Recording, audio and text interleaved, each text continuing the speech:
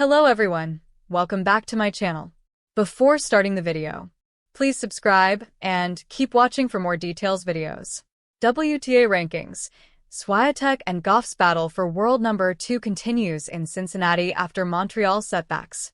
IGA Swiatek and Coco Gauff suffered shocking losses in Montreal, but their battle for the world number 2 will continue in Cincinnati next week. The Canadian Open has delivered several surprises for two of the top-seeded players, Coco Gauff and IGA Swiatek, both of whom suffered shocking defeats in the fourth round.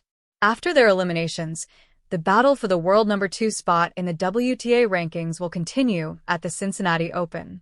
Gauff was stunned in straight sets by wildcard Victoria Mboko in the last 16, leaving Swiatek with a golden opportunity to overtake her in the rankings if she went all the way and claimed the title. However, Clara Tauson dashed those hopes with a 7-6, 7-1, 6-3 victory. Gauff currently holds the number 2 spot with 7,789 points, while Swiatek trails by 856 points. Both players remain well behind world number 1 Aryna Sabalenka, 12,225 points, who opted not to compete in the tournament. The world number 2 battle continues in Cincinnati. Swiatek will get another chance at the Cincinnati Open, though she faces an uphill task.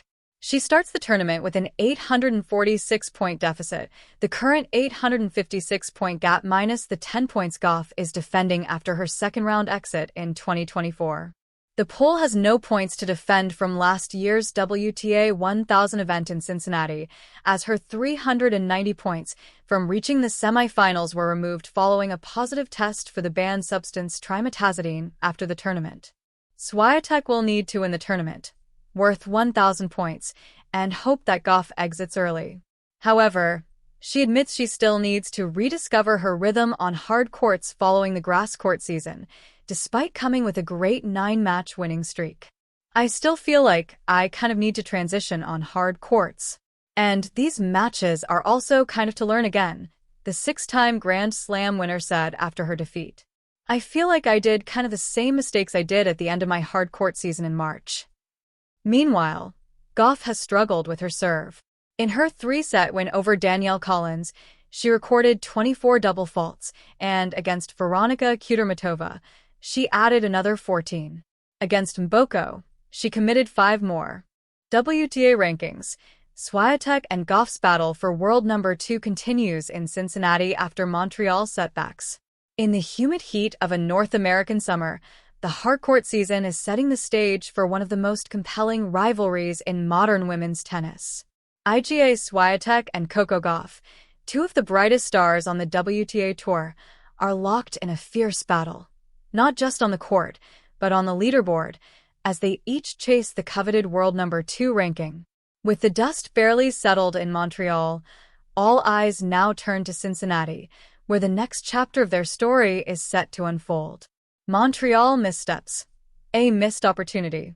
Montreal, billed as a proving ground for the hardcourt elites, delivered a tournament of surprises, and not all of them pleasant for Swiatek and Gauff.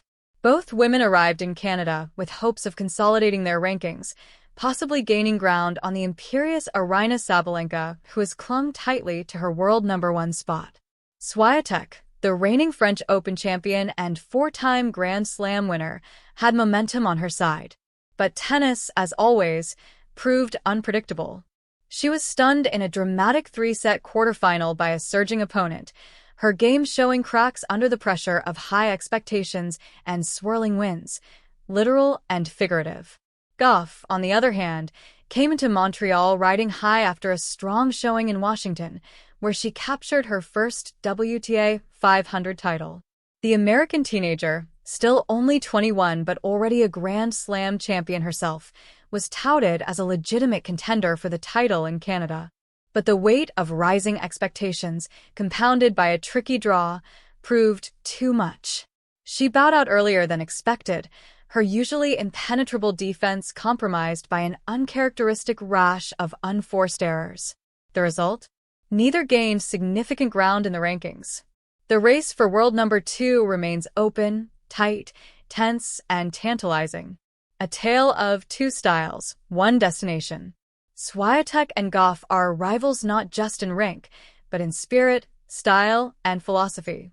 Swiatek plays with a precision honed by hours of clay court domination. Her game is one of sharp angles, brutal topspin forehands, and an icy focus that betrays her calm exterior. She's a tactician, studying opponents like puzzles to be solved. When in form, she can dismantle top 10 players as if they were practice partners. Gauff, by contrast, is emotion in motion. She's all raw athleticism and fiery grit. Her movement is among the best the sport has ever seen, her backhand a hammer of judgment. And yet, beneath the outward flair lies a thinker of the game, an evolving strategist who is still learning how to balance aggression with patience. Together, they represent the past and future of tennis colliding in the present. Swiatek, already dominant on clay, is learning to translate that supremacy to hard courts. Gauff, a natural on faster surfaces, is working to elevate her tactical discipline to match her athletic gifts. Both want to be world number one, but first they have to get past each other. Cincinnati Showdown. More than a tune-up. The Western and Southern Open in Cincinnati is often treated as a dress rehearsal for the U.S. Open. But this year, with Swiatek and Gauff neck and neck in the rankings, it feels like the opening act of something far bigger. Cincinnati's faster courts favor Gauff, whose speed and reflexes shine in quick exchanges. But Swiatek has been steadily adapting her game to thrive on the surface, improving her serve placement, flattening out her shots, and learning when to pull the trigger. If they meet in Ohio, it could be a watershed moment. A Swiatek win would reinforce her dominance and put daylight between her and Gauff in the rankings. A Gauff victory, especially after last year's breakthrough in the U.S. swing, would signal that she's no longer just chasing Swiatek. She's ready to overtake her. The mental game. Who can handle the pressure? The margins at the top of the WTA Tour are razor-thin. In this duel for number 2, rankings points are vital, but so is psychology. Swiatek has admitted in recent months to feeling the strain of expectations. After spending over a year as world number 1, every match now comes with the burden of legacy. Every loss is magnified.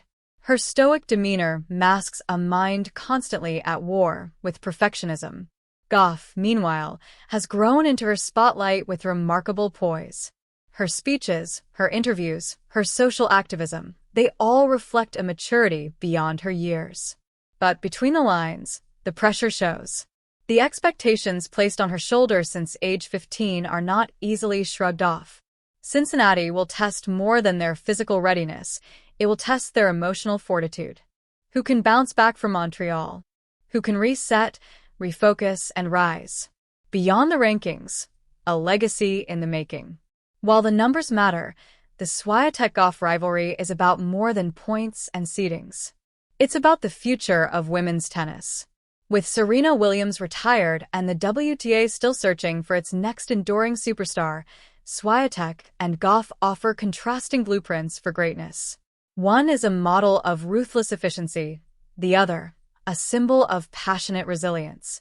Their rivalry has the potential to define an era, much like Nadal and Federer once did on the ATP Tour. Each encounter between them is another brushstroke in a growing masterpiece. Whether on the slow clay of Paris, the grass of Wimbledon, or the hard courts of North America, their battles are must-watch tennis. They elevate each other. They push each other. And in doing so, they elevate the sport. Looking ahead to the U.S. Open. Cincinnati is not the final destination, New York is. The U.S. Open looms as the ultimate proving ground, and both Swiatek and Gauff know that the battle for number 2 could pivot entirely on what happens under the lights of Arthur Ashe Stadium. Swiatek, as the 2022 champion, will be defending big points. Gauff, buoyed by the crowd and memories of her 2023 title, will aim to repeat history. Whoever gains confidence and momentum in Cincinnati will head into Flushing Meadows as a favorite, not just for the tournament, but for the long-term supremacy of the WTA Tour. Final rally. The rivalry we need. In a sport that thrives on rivalries, Swiatek versus Gauff is exactly what women's tennis needs. It's not a rivalry born of animosity, but of mutual respect. Not about flashy headlines, but steady excellence. Each player wants to be the best. Each knows that to do so, she must go through the other. As they march into Cincinnati, past their Montreal missteps, their battle for world number 2 resumes, but it's just one chapter in what promises to be a defining saga.